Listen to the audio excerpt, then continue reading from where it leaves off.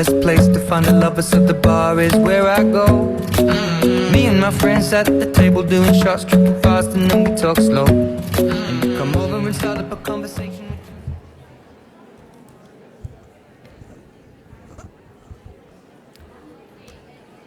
Good morning, ladies and gentlemen, and welcome to the British Council's Best of British English Language Teaching Conference 2020.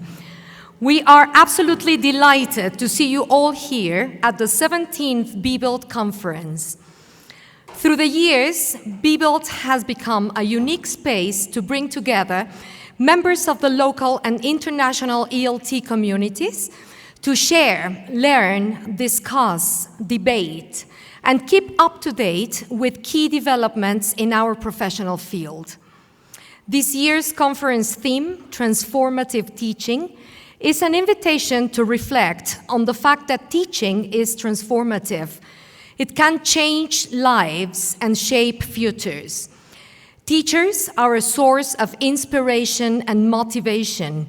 You all are fundamental in creating paths for a better future. Before we get BBuild 2020 fully underway, I would like to give you some important announcements. For the very first time, we will be broadcasting the plenary sessions via online live streaming. Please share this news with your friends and colleagues that haven't been able to come to the conference this year, and tell them that we will be able to see the plenary sessions live on britishcouncil.org.mx/bbuildlive. Hi, everyone, online. BBuild 2020 also sees the launch of two special interest groups, one with a focus on technology, and the other will focus on research. You can join either group by simply sending an email expressing your interest to ltsig@britishcouncil.org for Learning Technologies Special Interest Group and trsig@britishcouncil.org for Teacher Research Special Interest Group. You will be able to learn more and ask any questions you have about the special interest groups at a meeting that has been organized today at 12:10 in the Don Americo Room for Learning Technologies, Don Americo for Learning Technologies, and Don Genaro for Teacher Research. Both rooms are downstairs on the second floor. That is 12:10 for both meetings. You can also find more information in your program brochure at the back of the program. Finally, I would also like to share with you the procedures we all must follow in the case of an emergency. In the unlikely event you hear Mexico City seismic alarm, please remember, try to remain calm. Avoid shouting, walk, don't run, and please don't push if you need to exit a room. Move to low-risk areas. These are places that are away from windows, lights, and any other objects that could fall. If the hotel needs to be evacuated, an internal building alarm will go off. Please evacuate after the earthquake has passed and never during the earthquake. Listen for instructions from security staff or from the hotel's public address system, and please follow them at all times. Security staff are trained to evacuate all participants to a secure area if needed. If instructed to use the emergency stairs, always descend on the right and do so in an orderly fashion until you arrive at the exit, where a hotel staff member will direct you to the meeting point. This is in front of the hotel on the other side of Juárez Avenue in the park known as Alameda Central. Once the building has been checked, you will be informed that it is safe to go back to the rooms. At all times during the conference, please keep your belongings with you and never leave them unattended. All rooms have a maximum seating capacity. If a room is full, we must comply with health and safety regulations. In such cases, British Council staff will suggest other options so that you can make the most of the conference. Lunch will take place in 3 different rooms. Please check your lunch tickets and go to the assigned rooms. Finally, I would like to ask you to keep your mobiles on silent mode at all times during the conference. Thank you in advance. Now, let me introduce the personalities that are presiding this opening ceremony.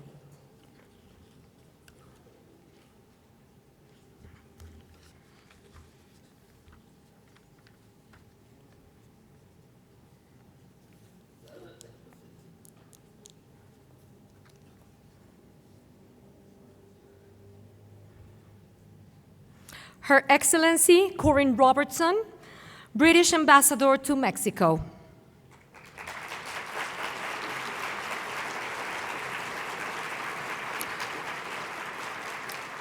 Representing the Minister of Education, Maestro Benjamín Rocha, Director de Planeación y Política Educativa de la Coordinación General Aprende.mx de la Secretaría de Educación Pública. Country Director of the British Council Mexico, Kevin Mackenzie.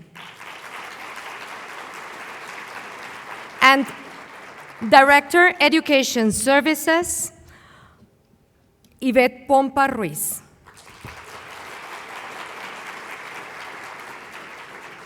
I would now like to ask Kevin Mackenzie, our Director General, to say a few words.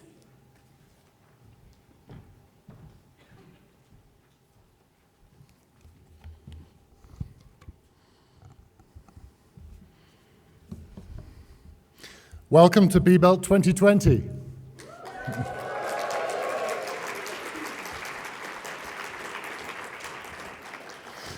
Thank you for your introduction. Thank you to Ambassador. Thank you to Benjamín Rocha, to Edith Bernaldez, also representing from the CEP, and to all of you for coming. I know for many of you has been a long way to this conference.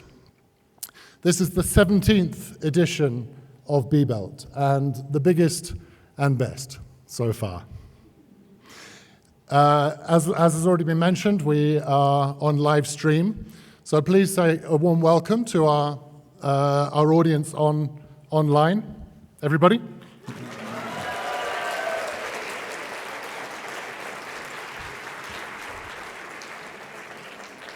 All 6 plenaries, as well as the opening ceremony, are being live streamed this year for the first time. And we have 1,130 participants coming from all over Mexico. This year we broke a record. We sold out in November last year. So that was part of the reason for thinking we needed to live stream, because clearly there's so much demand that people who are not able to come would like to be able to see us online. We have representation from 30 states across the country. Now, I'm not going to read them all out, but I'll say a few. Ciudad de México, Coahuila, Estado de México, Guanajuato, Jalisco, Oaxaca, and Yucatan. I think Estado de Mexico won that, but good effort from everybody else. I said I'm not going to read them all out. Okay, Querétaro.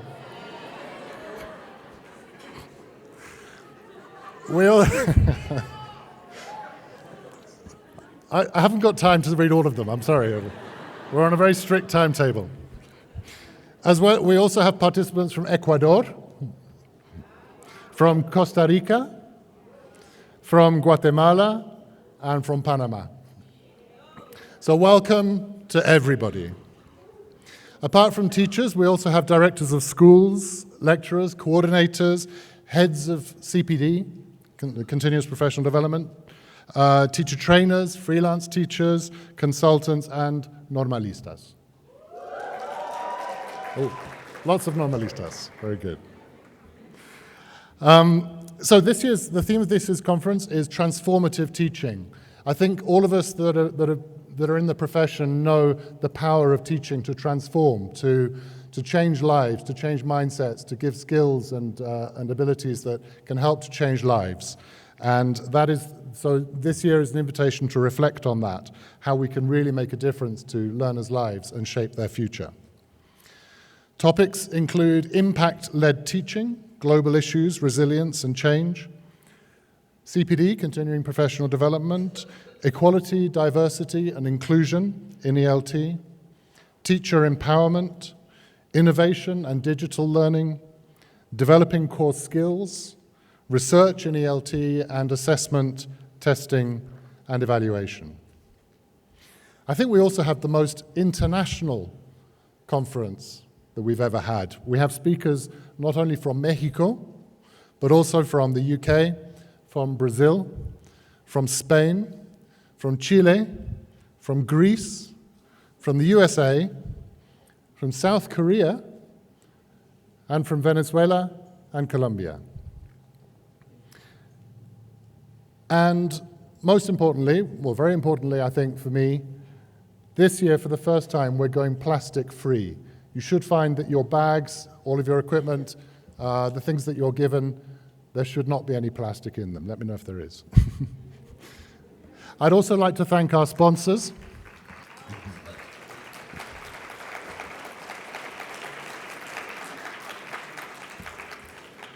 I would also like to thank our sponsors, Cambridge University Press, Oxford University Press, Pearson, Trinity College, and Cambridge Assessment English. Those are all our UK partners. And then the publishers and distributors, HMH, Macmillan, More Than Books, Delty, Hachette ELT, Provesa, Dayton, Trillas, Richmond, Helbling, Cengage, Empreser, and Books Services. And also the Teacher Association MEXTISO and FID, the Feria Internacional de Idiomas, who are present in the exhibition area downstairs. Don't forget to download the app. I think the instructions are appearing on the screen. You need to find the Attendify app in the App Store and then look for BBelt 2020. And last thing, don't miss the cultural event tonight. We have a young British performer performing tonight, Nye Russell Thompson, who was winner of the Ticket Source Festival Favourite Award, and he will be performing just a few words. Thank you very much.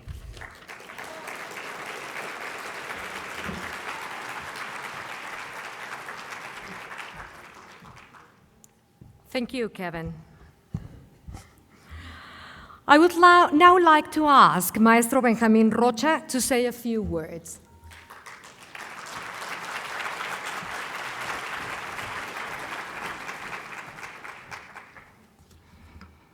Muy buenos días, distinguidos miembros y compañeros del Presidium, estimados, apreciados profesores, participantes, señoras, señores, buenos días. En nombre del secretario de Educación Pública, Esteban Moctezuma Barragán, les expreso a todos los participantes, organizadores y muy especialmente al British Council la más cálida felicitación por el inicio de esta 17ª conferencia The Best of British English Languages. En esta magna reunión de profesionales de la enseñanza del inglés, escucharemos un gran número de experiencias y de propuestas acerca de lo que, además de una disciplina, es un arte, la enseñanza de una lengua extranjera que poco a poco se va interiorizando en quien la aprende hasta volverse una segunda naturaleza que le descubre un mundo inédito, inaudito, y lo lleva a navegar por un océano que no solo se mide en millas, sino en siglos.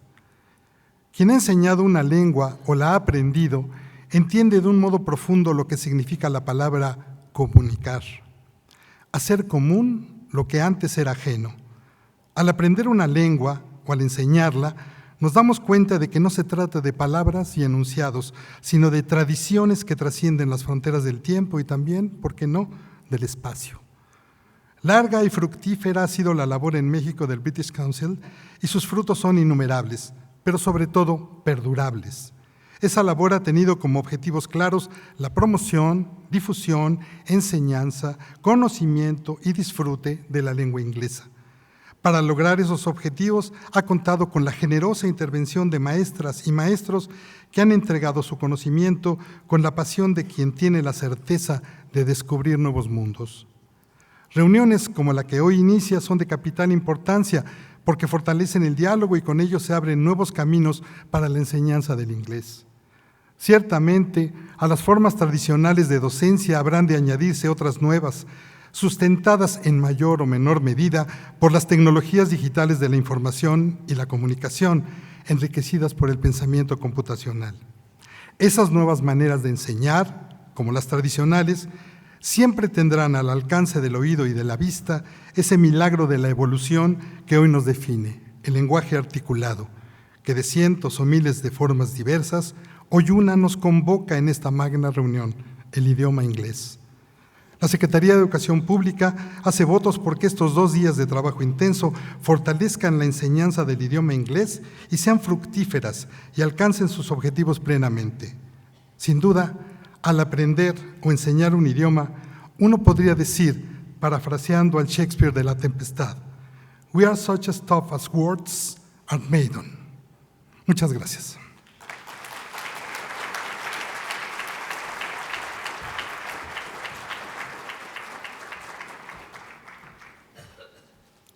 Thank you, Maestro Rocha. Now I would like to ask Her Majesty's Ambassador to Mexico, Her Excellency Corinne Robertson, to say a few words and formally inaugurate the conference.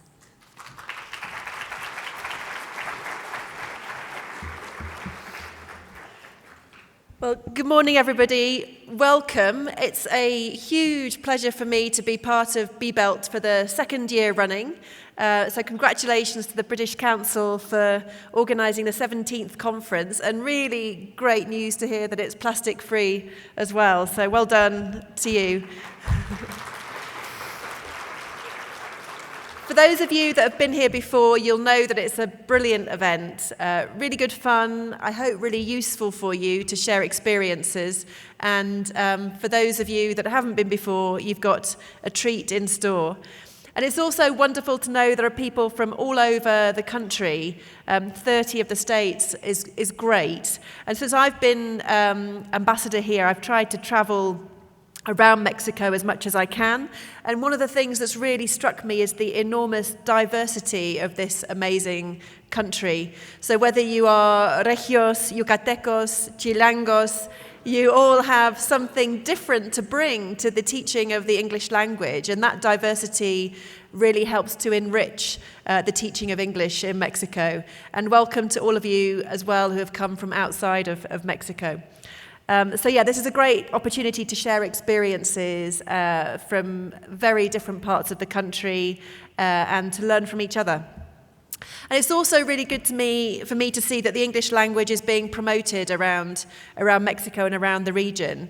And the more I see of Mexico and of the huge potential of the young Mexican people, there's so much vibrancy, so much dynamism, so much creativity. But the more I see as well the impact that learning a language, and particularly English, can have on those young people in terms of helping them to realise their potential and fulfil their dreams. So thank you to all of you for being part of that. And I'm also really proud of the role that education plays as a core pillar of the UK-Mexico relationship. And it's not just about English language teaching, although that's really important. The UK is the 2nd most popular destination for Mexican postgraduate students after the United States. And the education is also a core pillar of our Prosperity Fund work, the work that we're doing with the Mexican government to promote skills and learning and education across the country. So we're working to build skills in a range of different sectors. And we're also trying to develop the capabilities of teachers of higher education and technical and vocational training, including through English language training. So I think there's a really, really good educational part of our relationship. And last night, in fact, along with colleagues from CEP, we welcomed back to Mexico the latest cohort of Chevening alumni. The Chevening program is a program of scholarships which sends students from all over the world back to the UK to do their postgraduate studies. And that was a fantastic moment. These students, 66 students from last year, have come back and are ready to play a role in making Mexico an even better place to be. And overall, there are 2,500 Mexican alumni from that program. So thank you again to CEP for their support of that program as well. Finally, I just want to say thank you to all of you for what you do. You are great ambassadors for the English language, so thank you for spreading the good word. And I know that being a teacher is a really hard job. It's not the easiest thing in the world. Many of you are working in quite tough environments, maybe in schools where there are challenges, and not always with kids that want to learn. My mother was a school teacher in quite a challenging school, so I experienced that on a daily basis. And I'm also a mother of 2 teenagers, and I often feel enormous pity for the teachers of my children. So thank you to all of you. I have huge admiration for everything that you do. So on that note, I would like to formally announce the inauguration of B-Belt 2020 at 9:25 on the 7th of February. Thank you to all of you.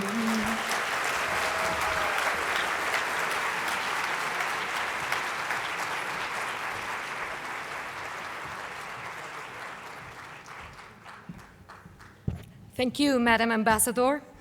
I would also like to thank all the members of this Presidium for being here, and would like to invite you now to take the seats that we have reserved for you with our audience.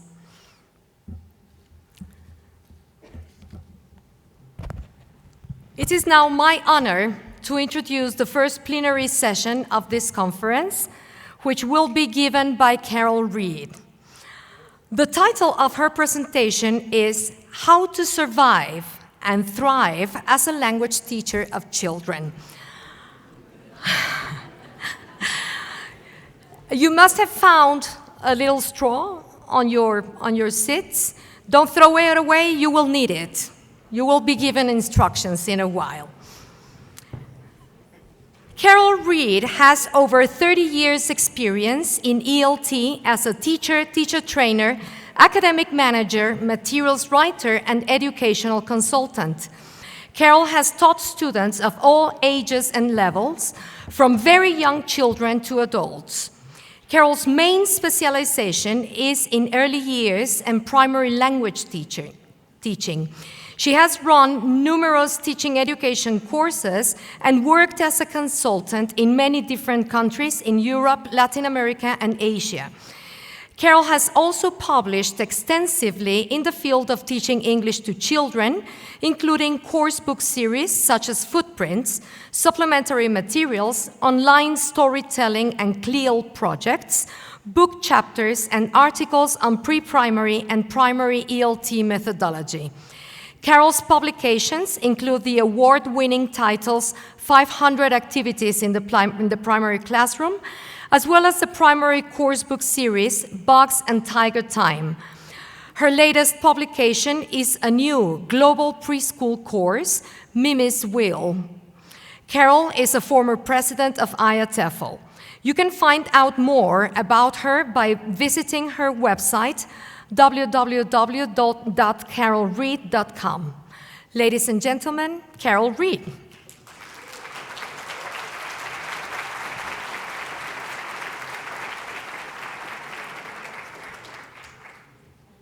Thank you very much.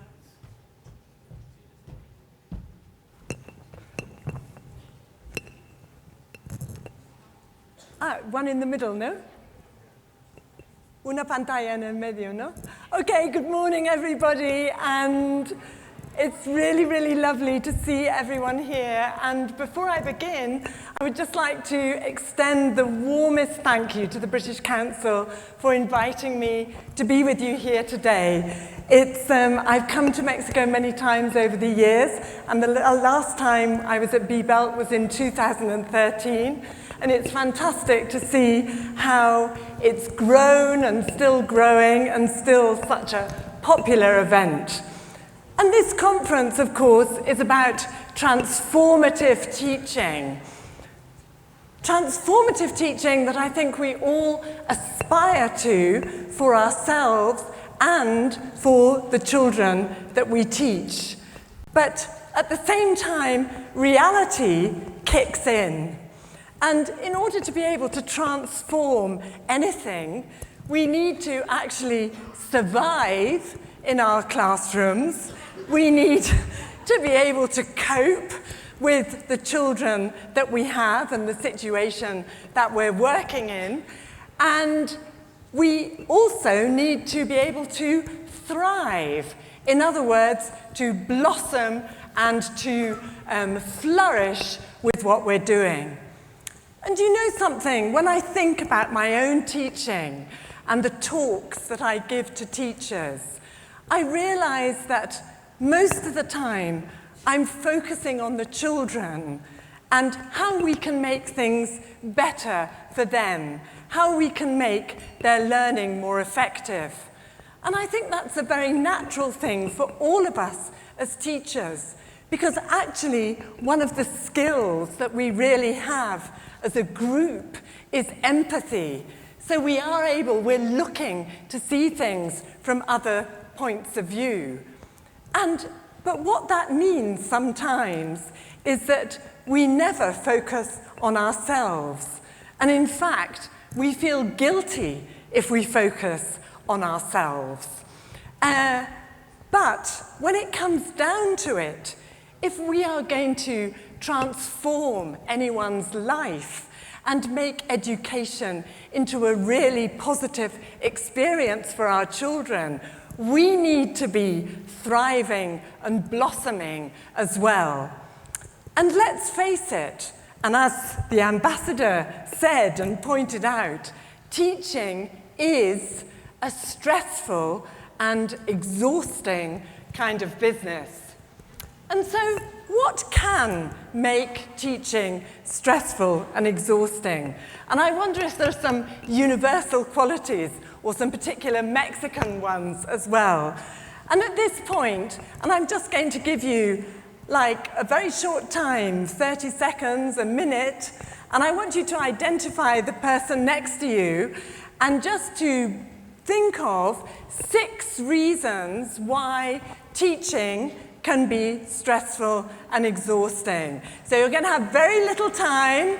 6 reasons. Okay, over to you. Off you go. Off you go.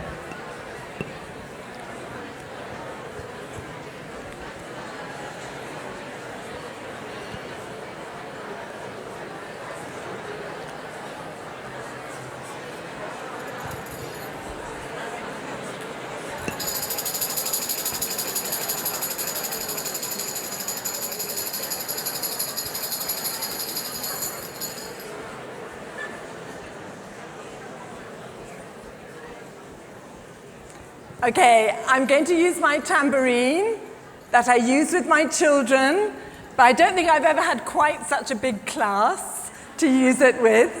So when you hear the tambourine, we come back together. Now, of course, I can't take feedback about this, but I'm going to suggest some possible reasons.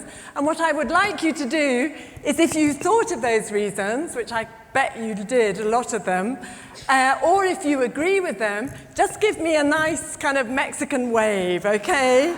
If you thought of them. So what can make teaching stressful and exhausting? Well, some possible reasons. Number 1, challenging behavior. Anybody thought of that? Woo! Okay, so challenging behavior. And you know something, very often, it's not actually the children who are really seriously disruptive that can be stressful for us as teachers, But actually, it's that kind of constant low-level disruption, the kind of out-of-seat behavior, talking out of turn behavior, that is low-level, that's not really important, but it can be very stressful. Next point, unrealistic expectations on the part of parents, on the part of the institution. Yeah, you're all waving. Yes, it's difficult to see with these lights. Okay, fantastic. Yeah, you know, I've sometimes worked in an institution where, because children are actually starting to learn English at the age of 4, you know, that parents think, well, they should be doing the first certificate by the age of 11. So we need a lot of parent education as well. So that can be stressful too. The next thing, the kind of pressure to pass exams, that we are living in an increasingly test-based culture. And like it or not, we also have a responsibility to our children to get them through those tests. And this often can have a kind of negative impact on our teaching, that maybe we're not able to quite teach in the way that we would like to, and that can be a pressure. Very often we have limited space, maybe small classrooms. Yeah, sorry, you're waving. These lovely waves. Yeah, good, we're all on the same page. Okay. Limited space where we can't necessarily move around, do the activities we'd like to do. And of course, the correlation of that is also with large numbers of students, maybe more students than we would ideally like to be teaching. Okay, we also often have limited materials and resources. Perhaps we don't have connectivity. Yeah, we don't have connectivity when we want it. Perhaps also we're having to use a course book that we don't like very much, but we've got to use it, the children have bought it, and all of that can add to our stress. Also, very often in our classes, we have a lot of diversity and learning differences, and maybe we feel, as language teachers and educators, that we haven't been specially trained to deal with these kind of differences. And although there is a lot that we can do, that can add to the stress. The next point, do I see any arms waving there? Long hours, okay. We just work our guts out, don't we, as teachers? That's it, long hours, traveling to different venues, preparing lessons, marking, all the pastoral side of our work, and so on. And any other things there? Well, I hesitated to add this last one, but I think I will say it anyway.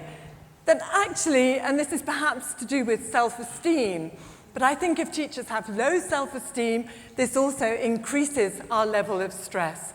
And this is to do, of course, with the way that teachers are valued in society and the way that they are paid.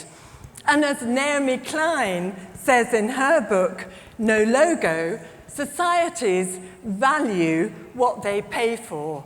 And very often, teachers' salaries are not enough for people to really feel that kind of self-esteem, and therefore it adds to the stress. So I really didn't want to depress you all too much at the start of this conference, but I think at the same time, it's important to be realistic. You know, I'm a practitioner, I work in the classroom, and actually we have to think about where we're really coming from when we want to transform our learners' lives. I remember when I started off as a teacher, the kind of timetable that I had. I had a timetable where I started at 8 in the morning, and I actually finished my last lesson at 10 o'clock at night. And I worked from 8 till 1, and in the afternoons, I either had private classes, or there was a contract at the airport, so travel out to the airport and teach there. And then I used to start again back at the centre where I was working at 8 in the evening and continue till 10. Oh yes, and of course, I've forgotten that Saturday mornings I taught children as well. And I know that there's nothing unusual about that. One of the trips I did recently to Mexico in 2017, and I was doing research for a project that I engaged in writing, and I talked to a lot of Mexican teachers, and the kind of timetable that I described talking to you now looked like a piece of cake. A piece of cake, yeah, a piece of, taco or something. Okay, so, and actually, but through all of that, you know, we are, as teachers, despite that kind of workload, we are expected to kind of light the way for our learners, to transform their lives. And this, have a look at this now, a kind of inspirational quote that has been doing the rounds on social media.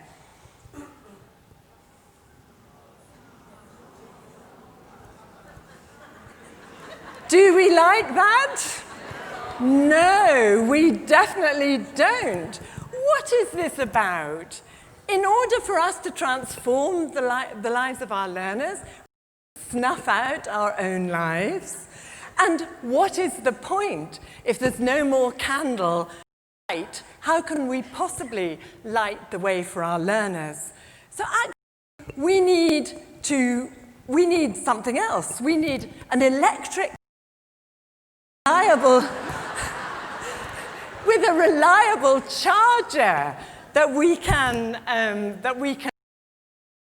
good if we're burnt out. Okay, so actually I would far more prefer to share with you this particular quote. Okay, so to care for the teacher is to love the learner. And actually the implications of that are really strong. If we look after ourselves, the implications for our children and the positive impact on them, their own self-esteem, their well-being, their learning is going to be huge.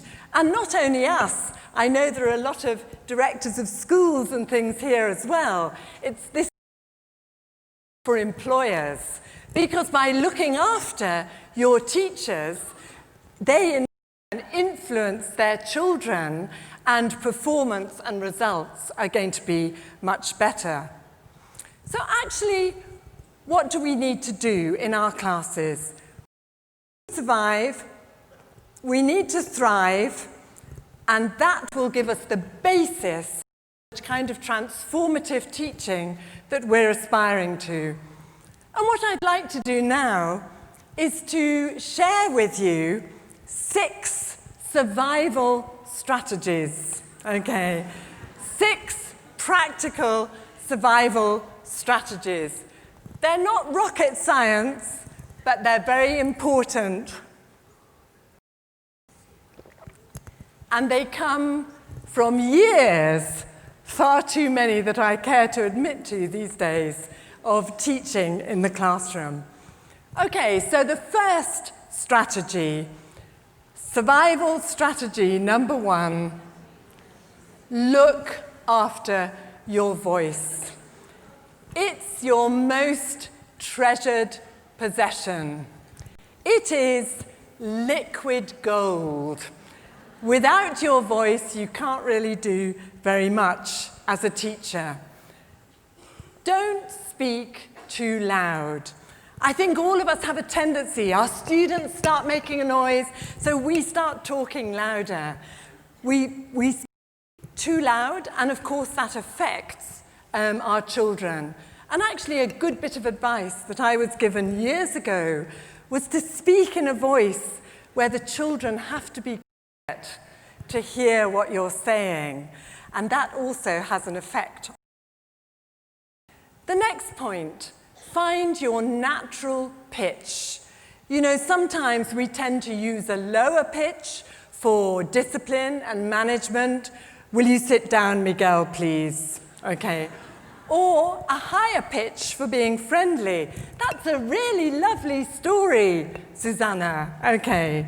You need to find your natural pitch and stick with it. Point, stay hydrated. Drink lots of water and stay off the coffee and all the beer and the tequila and the mezcal. Pulque. Okay. And the last thing, and this is where your straws come in, do vocal straw exercises. Now, vocal straw exercises, this is something that years ago, I used to do a lot of theatre and acting in my youth, and I was taught vocal straw exercises as a way of looking after your voice. And it's something that professional singers, professional actors do. And it is remarkably helpful for maintaining and regulating your vocal cords. Now, you all have a straw. Will you please get your straw? Okay, and we're just going to do a few vocal straw exercises now. Okay, I'm going to, first of all, I want you to listen, and then in chorus, everyone with your straw to do the same thing. Okay, are you ready? Yes. Everyone got your straw? Yes. I can see at the back there you haven't. Okay, here we go.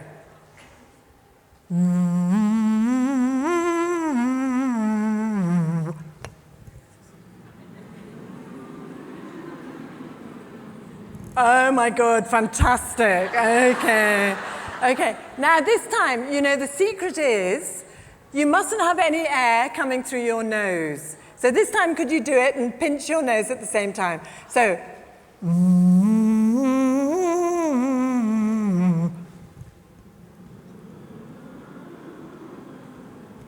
fantastic.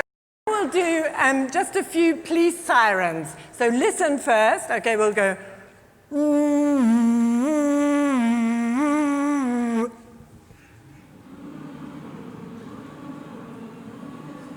Oh my goodness, you are fantastic at vocal straw exercise. That is amazing. Okay.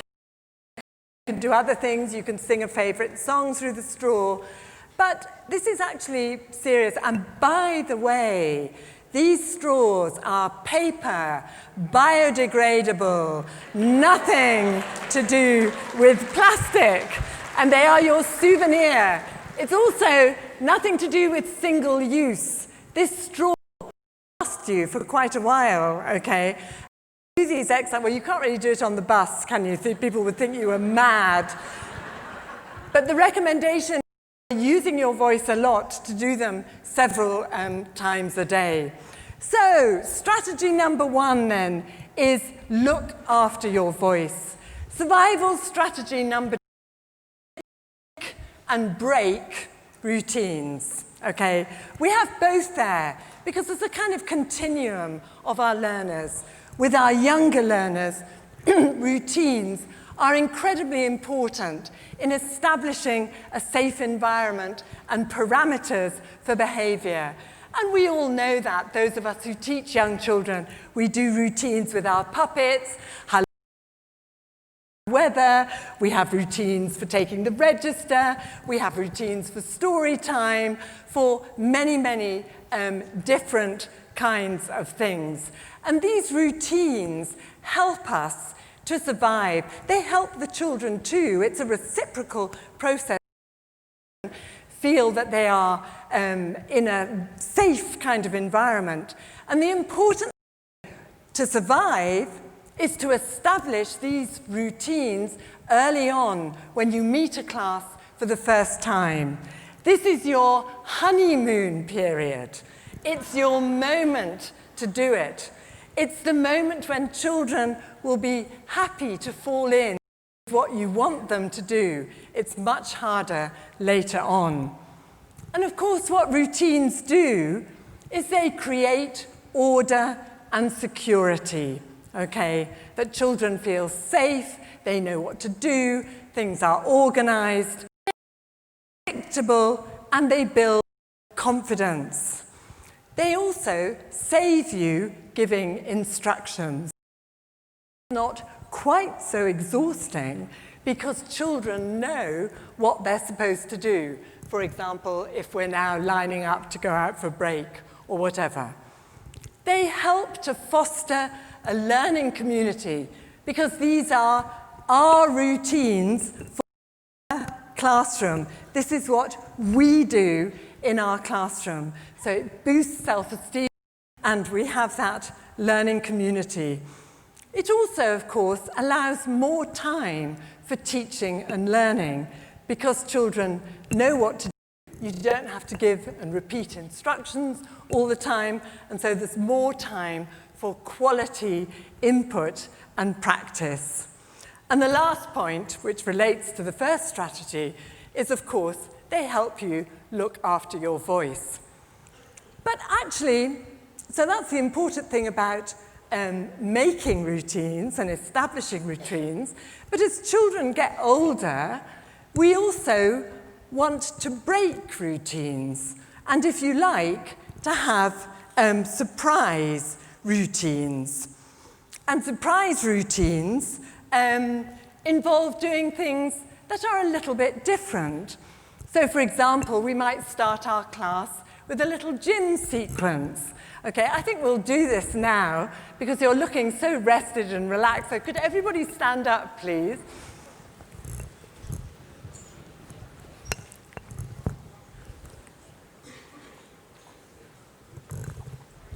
Okay, so you ready for a little bit of gym? Yes? Limber up? Okay, first, touch your toes. Go on, touch your toes. Next,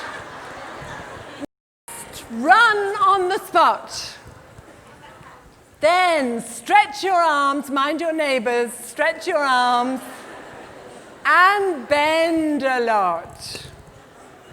After that, look up, stretch your arms up high. Imagine you can touch the sky. Finally, relax. Sit down, and then close your eyes and count to 10. 1.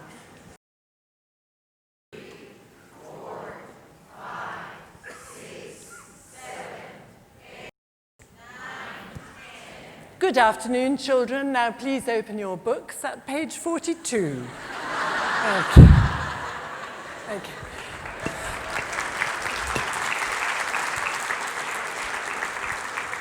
Another way that I like to start, a routine is to use little lateral thinking puzzles.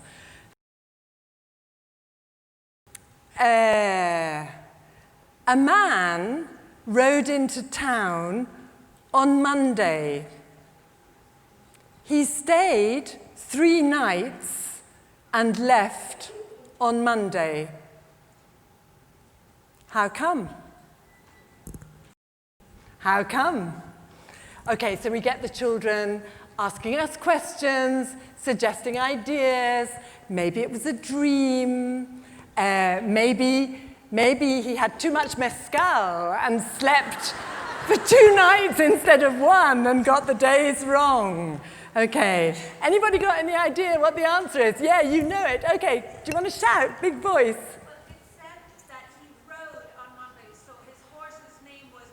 She's brilliant, wonderful. Okay, lovely. Or for example, you might start with a little game where you tell the students what you like. So you might say to them, I like apples, but I don't like pears. Okay, and they have to find out the criteria for what you like and what you don't like. I like green, and I like yellow, but I don't like red And then they start asking you, do you like, do you like? And this may go on for several lessons, and you tell them, once they get it, not to tell anyone else, okay? So I like running, I like swimming, I don't like dancing, I don't like walking. What's my criteria?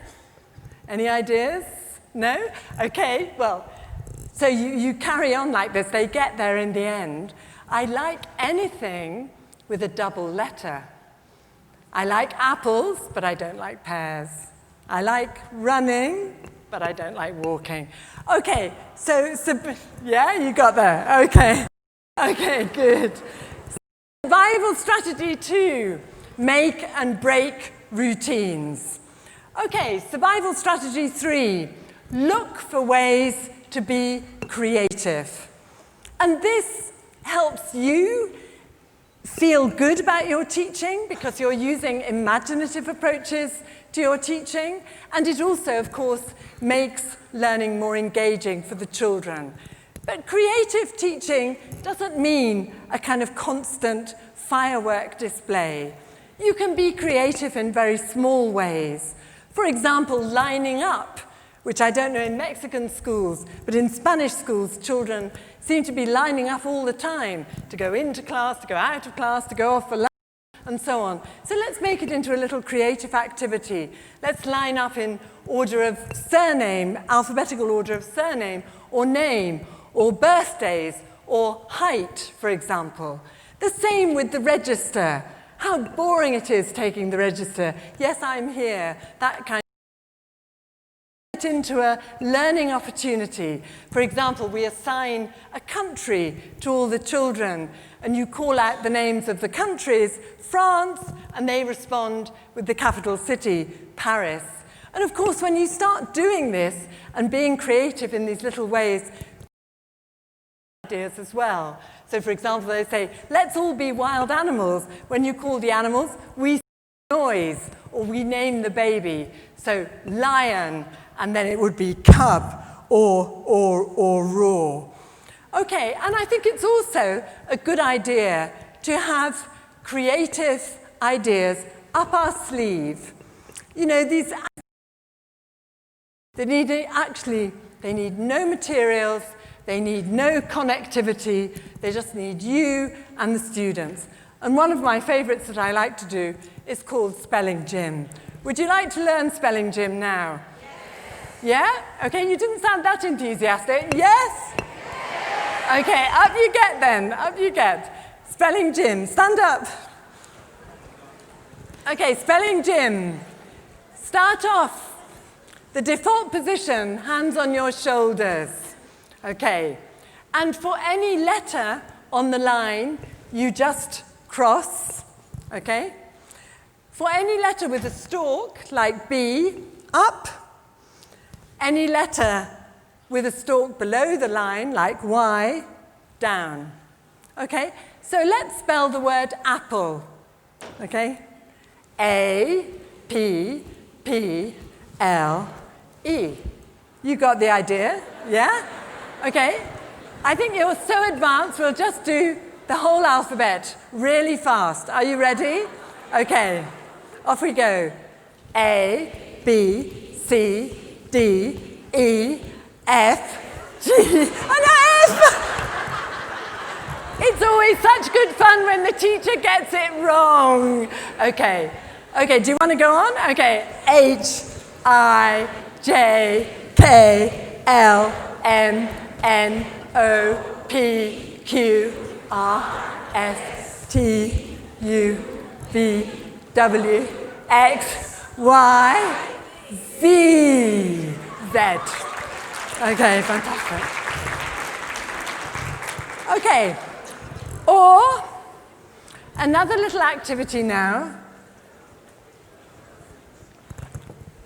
A little memory game.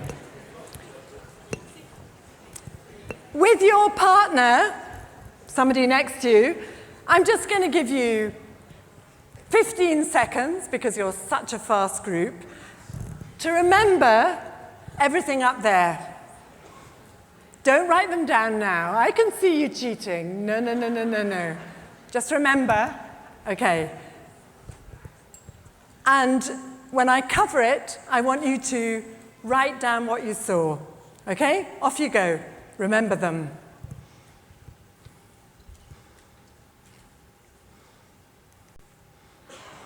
See if you can write them down. What did you have? Don't shout them out, just write it down.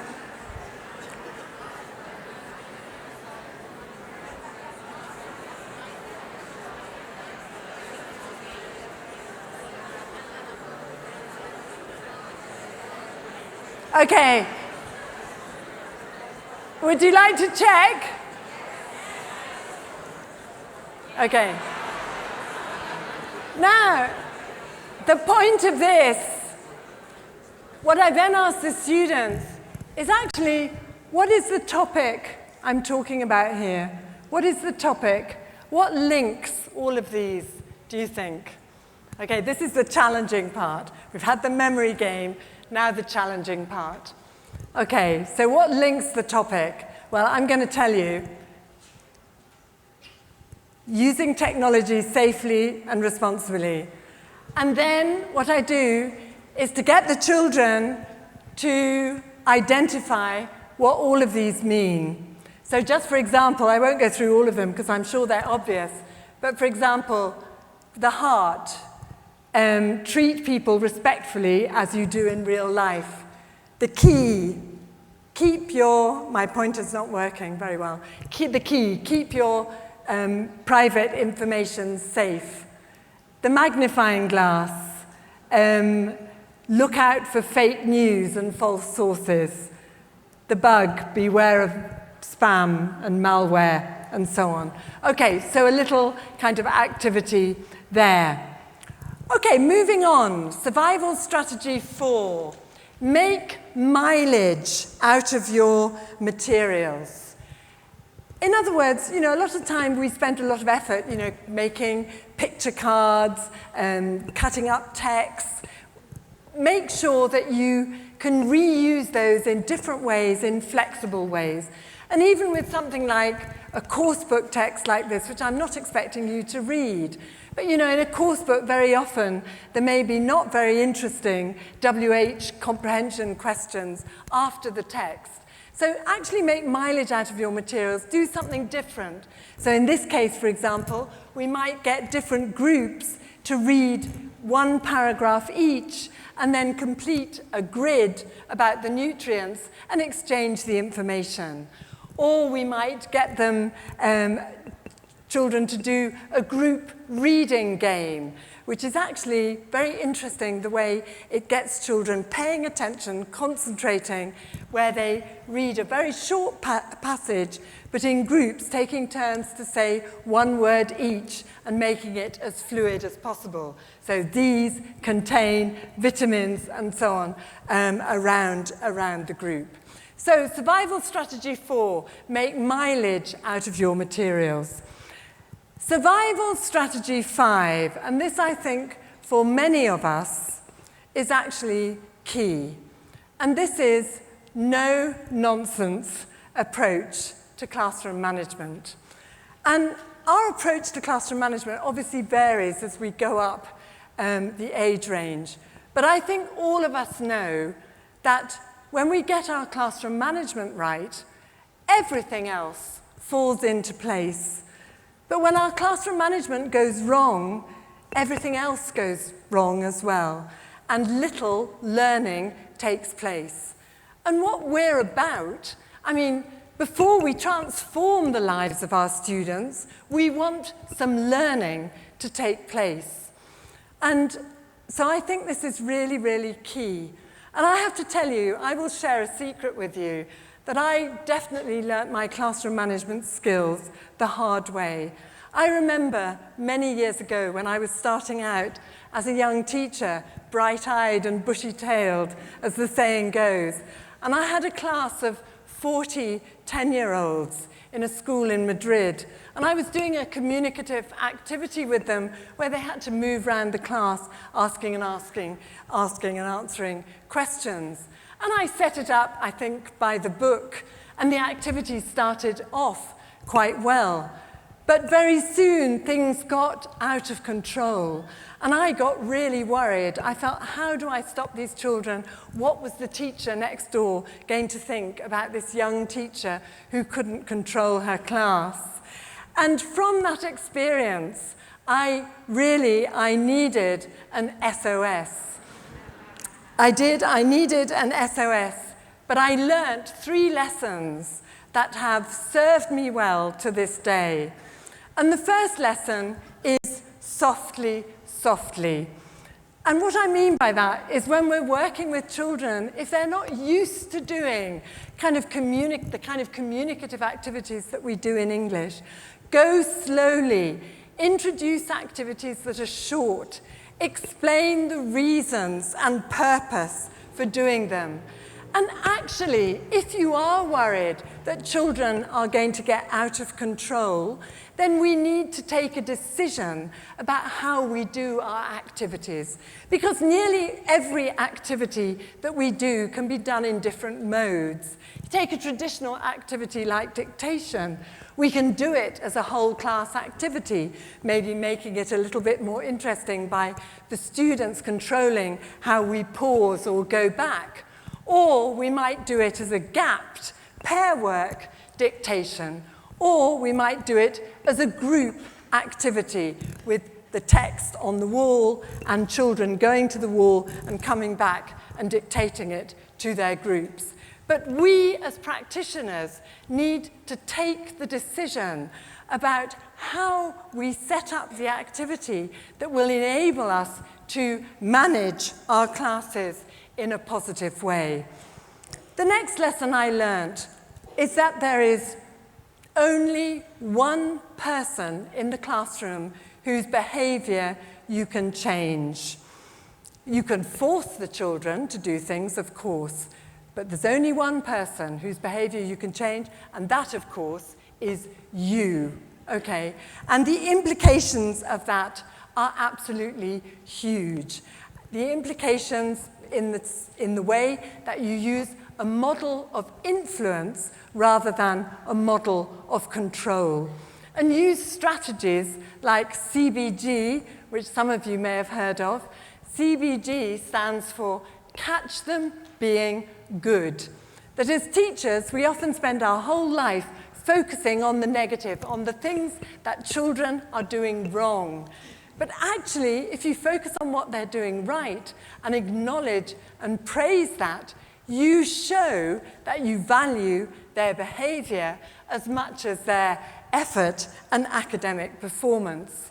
Similarly, with praise, use praise, never empty praise, never fake praise, but use it in a way that shows that you value their behavior as much as they work, and use it strategically. For example, praise where you say, by the way, thank you for waiting your turn, okay, where you're not actually focusing on the behavior as such, but you're acknowledging that it's happened. And the last point there, stay serene, stay serene. If you get worked up and start shouting and show by your body language, sit down there, be quiet, actually your body language and your voice will find reflection in the children's behavior. Play the waiting game. Establish it as a routine that you don't start until you have everyone's attention. And you know what the waiting game is? It's so simple. You wait. You wait. But shall I tell you what the secret is? You wait with open, neutral body language. You don't wait like this. Because that finds reflection and the children will ratchet up things. But if you just wait, what will happen is that a child will notice and will do your classroom management for you. Okay, it's a very powerful tool. The other one that's powerful is the art of the deadly stare. The art of the deadly stare, this is actually, comes from Sue Cowley. It's not my phrase, but I love it.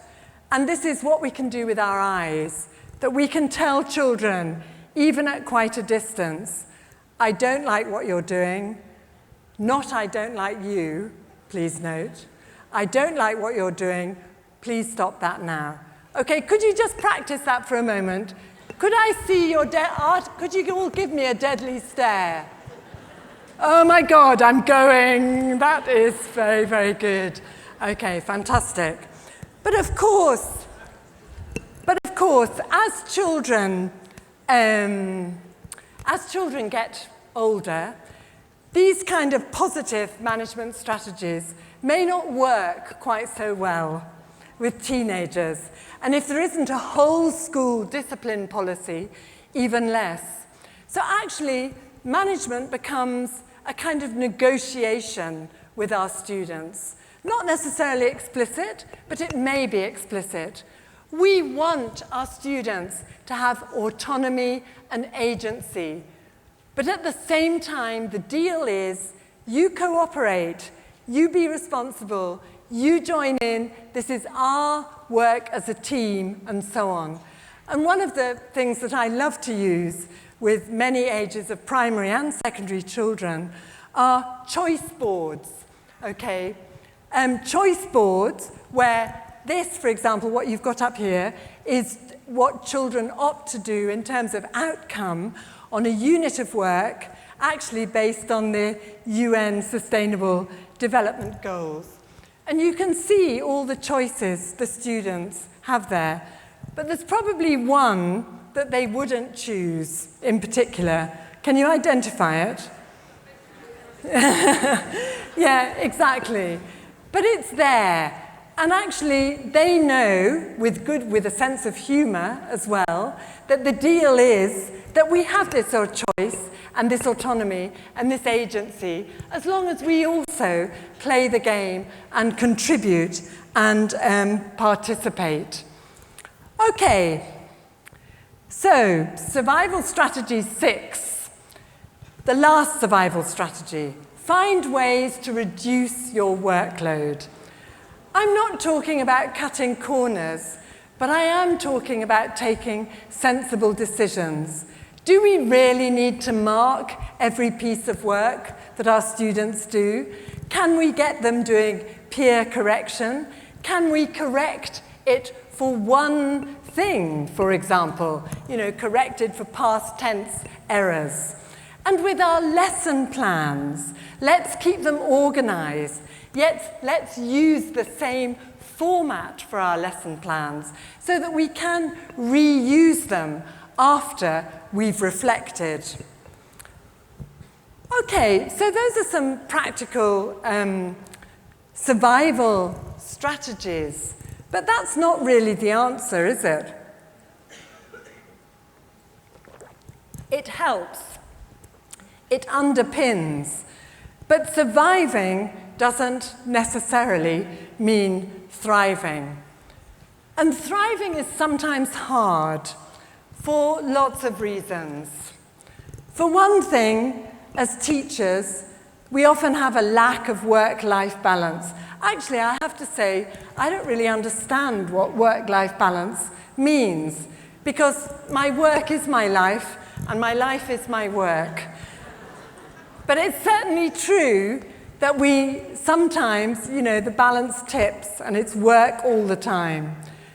We find it difficult to switch off. We're always thinking about our work, problems at school, lesson planning, whatever it is. We get anxious about things that we can't control. In fact, often we spend more time stressing about the things that are out of our control, the horrible course book that we don't want to use, the lack of space, the parents who are difficult to deal with. For example, actually the parents is something we can control. Sorry, that was a bad example. Okay, much better to think about the things that we can control. We also have negative thoughts. How often does it happen? We come out of a lesson and we think, oh, why did I do that? Why did that happen? We always focus on the negative rather than the positive. And I think also there is a tendency in us as a profession to be perfectionists. And I think there is a culture of this surrounding English language teaching. How often can you think we hear of words like excellent, outstanding, quality teaching, okay? And we're under pressure if we have a timetable of 26 or 30 hours teaching a week. Is every lesson supposed to be outstanding? So I think that is a huge pressure. And I always remember a colleague of mine once talked about when I was in a job where I had to visit help support teachers by visiting their lessons. And a teacher said to me once, Carol, what I'm going to do today is a bread and butter lesson. And I said, bread and butter is fine. Solid, learning outcomes, learning is moving on. And I think we're very hard on ourselves often, this tendency to be perfectionists. And the last point there, we feel swamped by demands. And so actually, this is where we need to focus on well-being. On well-being, which in some areas of literature is kind of equated with happiness, okay? But that's actually a bit simplistic. That well-being is to do with feeling good and comfortable in your skin and about the way your life is going. And there is subjective well-being, the way that you assess how things are going yourself, and the kind of psychological well-being that you have depending on how worthwhile and achievable you think your goals are. And I think, there are 5. One of the things that helps us to identify well-being, and this is based on research work from Sheldon and Lyubomirsky in 2007, that actually we can understand well-being by identifying the qualities of people who have it. And people who have strong well-being tend to be people who invest in close relationships, who have an optimistic outlook on life, who do a lot of exercise, who focus on the moment, mindfulness. Some of you may be familiar with that technique, which is becoming increasingly unpopular in many schools, and who have a sense of purpose and are helpful. And well-being is important for teachers and for children because, first of all, it leads to better academic achievement and performance. There is evidence that children who have a level of well-being tend to perform better academically. And of course, teachers' well-being provides a role model for children's well-being. And there is a kind of cyclical approach. If the children are doing well and achieving and performing well, this also makes the teacher feel good and has an impact on their well-being too. The next point, that it reduces increasing levels of stress, anxiety, and depression. And really, I don't want to make this a depressing talk, and it may not be the same in Mexico, but some of the recent evidence from the UK is really quite worrying in terms of both teachers and children's well-being. And I'm going to just show you a few statistics up here. I'm not going to read them out. But first of all, in relation to children,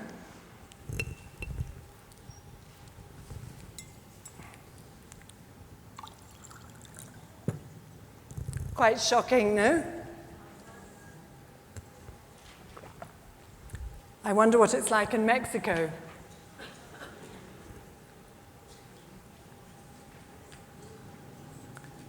And for teachers,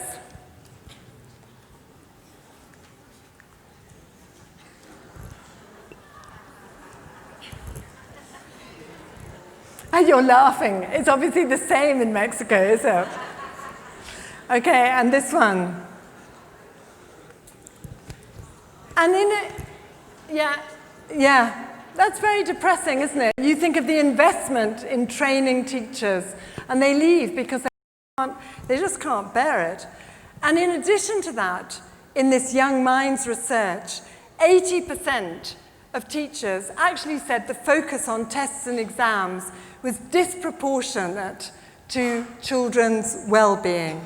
And 73% of parents, this is interesting, from a study of about 3,500, 73% of parents said they would rather their children went to a school where their well-being was looked after rather than a focus on their grades.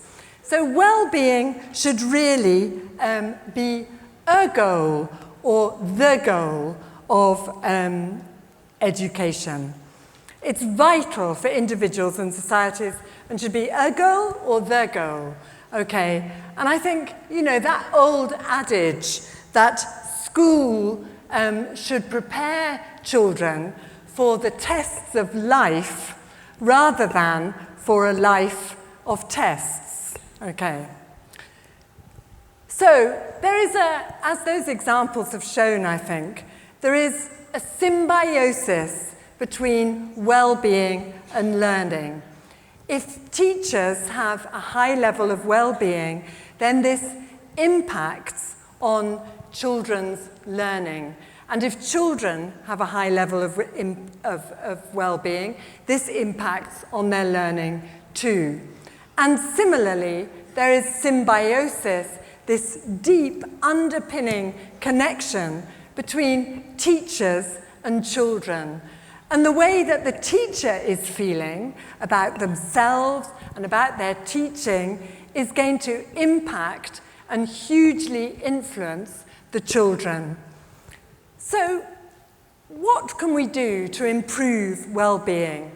And we're just going to have a quick look at 4 ways to improve well-being. And these are building relationships, looking for the positive, challenges and mindsets, and the 4 R's.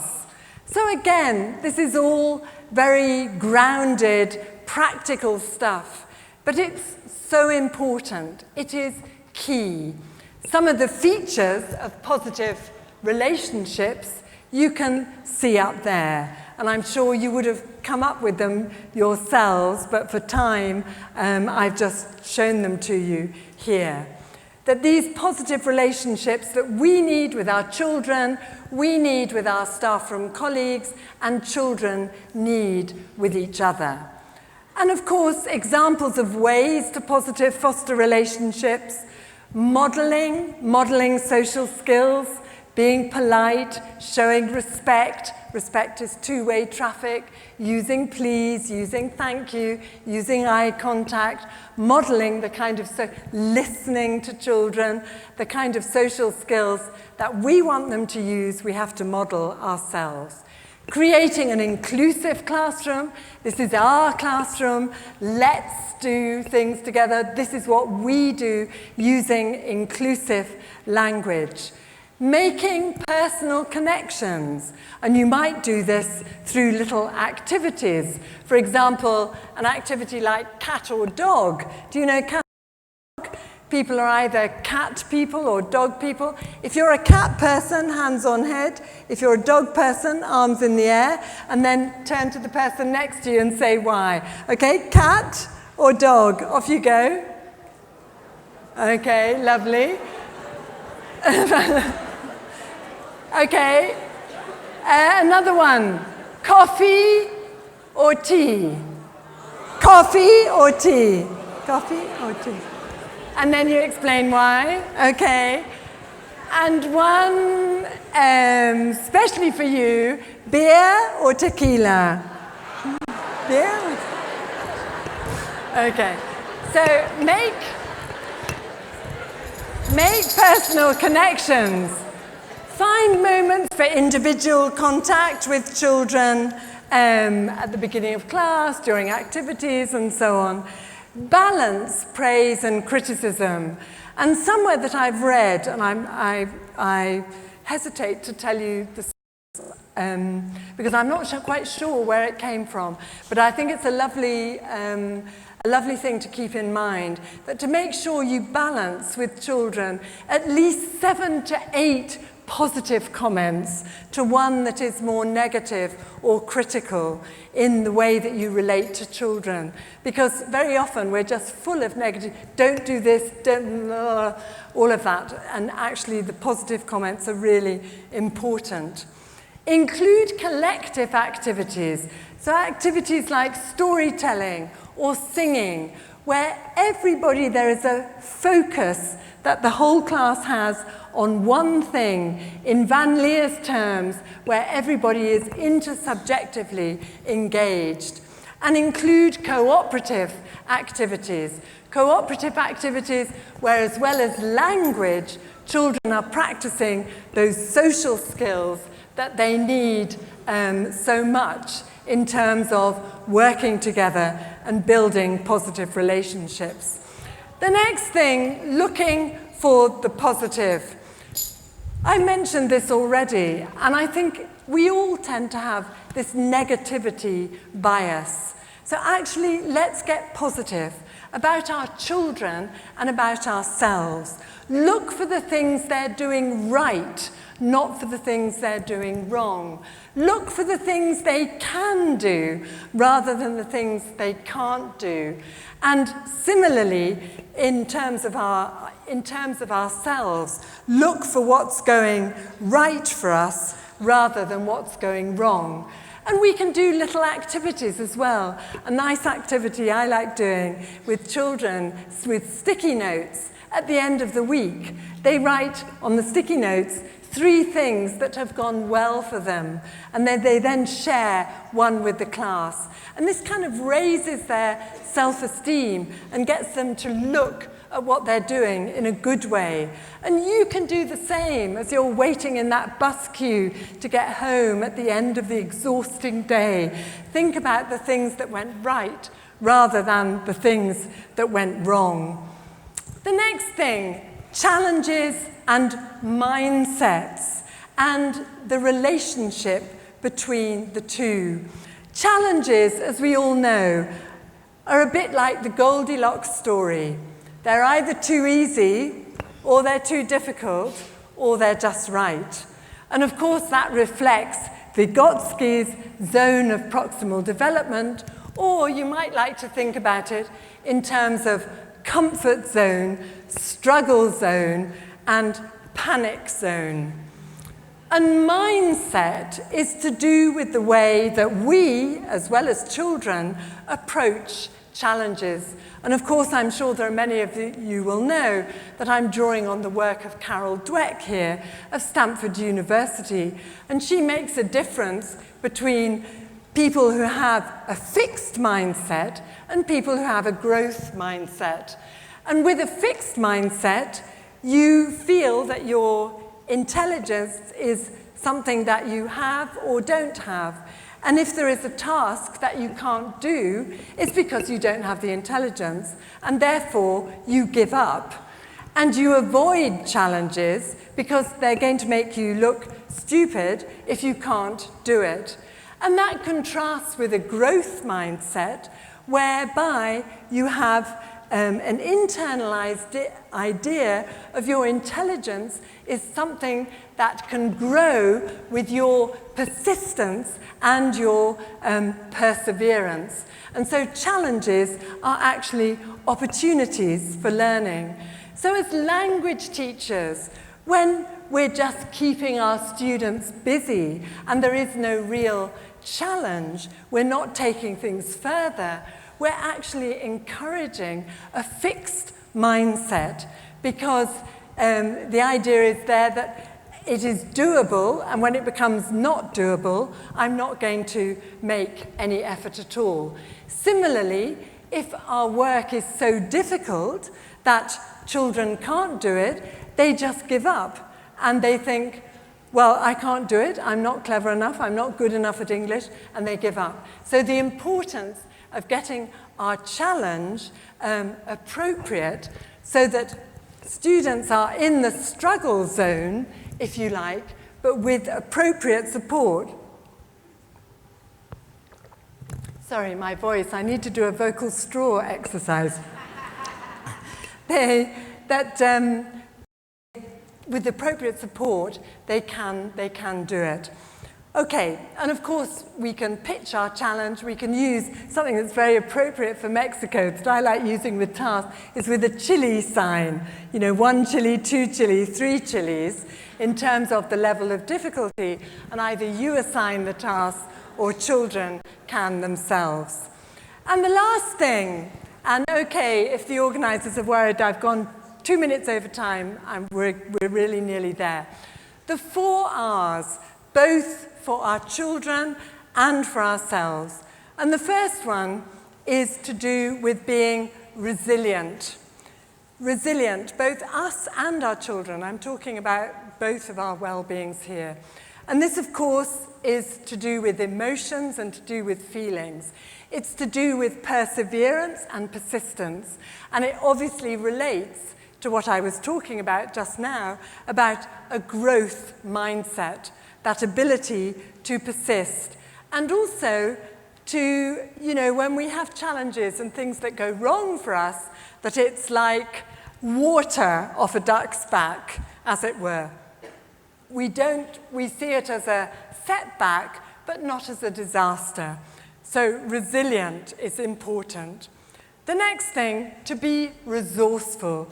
And this, of course, relates to cognition, to actually being resourceful about finding developing our own skills as teachers and competencies, and encouraging and getting our children to be autonomous and managing their own learning. And the next are reciprocal, okay? And this is the one that is more to do with social interaction, to actually know when is a good moment to ask for help, to collaborate with our colleagues, to get our students, our children, collaborating together. And the last R there, to be reflective, the metacognitive side of things, to actually train our children to reflect on their learning, to be self-aware, but also to apply all of these things to ourselves, of course, and to apply those to our teaching as well. Okay, so we're really getting to the end of things now. What we've looked at in this session is reasons why teaching can be stressful and exhausting. We've had a look at 6 practical examples of survival strategies. There are plenty more. You may like to think of your own, but those are 6 kind of key ones. And we've also focused on well-being and why it's important for learning and performance, children's well-being and our own well-being. And we've had a brief look at 4 ways to improve well-being for children and for you. Okay, so my final message, how to survive and thrive as a language teacher of children. Number 1, develop your own toolbox of practical survival strategies and teaching techniques. We've got to get through the week, the year, the term. This is crucial. Look after your own and your children's well-being. And I think the key thing here is to remember the importance of yourself as much as the children. You know, whenever you go on an aeroplane and they give you the security instructions in case there's an accident, they always say, put on your own oxygen mask first before you can help anyone else. Because if you don't have it on, you won't be able to help anyone. And I think the same is true of teaching, that we need to look after our own well-being, and that will have a huge impact on children's well-being, and this will lay the foundations for us to actually become the kind of transformative teachers that we want to be. Thank you very much for your attention. Thank you, Carol. On behalf of the British Council, please accept this token of our appreciation. Thank you. Oh, thank you very Please much. join me in thanking Carol again. Thank you very much. Wow, amazing. Thank you. We have announcements. Remember that you will be able to learn more and make questions about special interest groups in the meeting organized for you in the room Don Americo for learning technologies and in the room Don Genaro for teacher research, both in the second floor today at 12:10. As you know, we are constantly trying to improve the quality of the work we do, and we place great importance on the views. Following your advice, we have taken out the dividers of Don Diego, and we are transforming this room into keynote rooms. To make this happen, we will appreciate your valuable support, leaving the room when you can in order to allow the production team to make the transformation. After each plenary, this room will be transforming into 3 rooms where we will have keynote sessions. We will begin the first block of exhibition and coffee break in the second floor, and after that, we will have the first block of concurrent sessions. There is a last-minute change in that because one of our presenters, Paula Snyder, had a problem getting to Mexico City because of the weather in the US.